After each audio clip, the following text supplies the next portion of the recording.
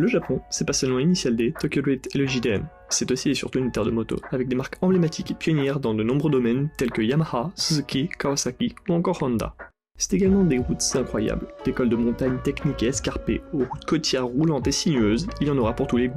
Quoi de plus normal alors que de vouloir découvrir le pays sur un euro, peut-être même avec une 250cc, si l'André n'est plus présente au Japon.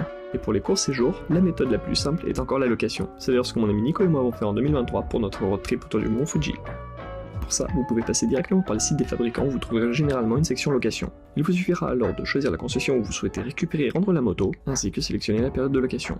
Mais il existe aussi des entreprises spécialisées dans la location de moto, telles que Rental 819, qui ont l'avantage, à l'instar d'une concession, d'avoir un gros réseau et un site disponible en anglais, et pas traduit à la zob. C'est cette solution qu'on avait choisie en 2023 pour louer nos motos avec Nico.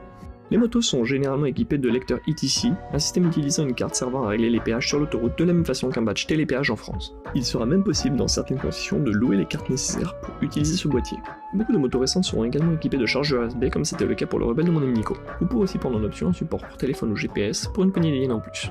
Et si vous sentez l'âme d'un aventurier, vous pourrez aussi ajouter de la bagagerie, top case, sacoche cavalière, etc. qui sera là encore disponible en option pour certains modèles. Et pour les autres, certains magasins vous proposent de garder vos bagages le temps de la location.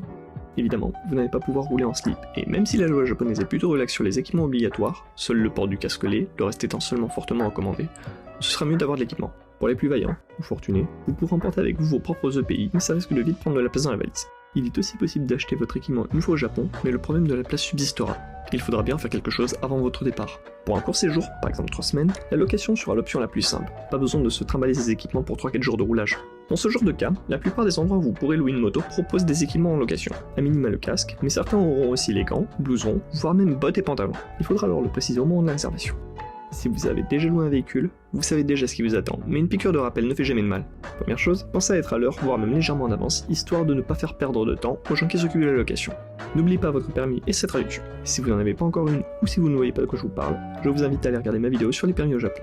Soyez bien attentif et minutieux lors de l'inspection au moment de récupérer la moto, et pensez à bien signaler tous les défauts que vous avez repérés. Tout oubli pourrait vous retomber dessus une fois la location terminée. Dernière chose, pensez bien à faire le plein de la moto juste avant de la rendre. Un supplément pourrait vous être facturé dans le cas contraire. Vous avez maintenant toutes les clés pour louer votre moto et vous lancer dans un road trip sur l'archipel nippon.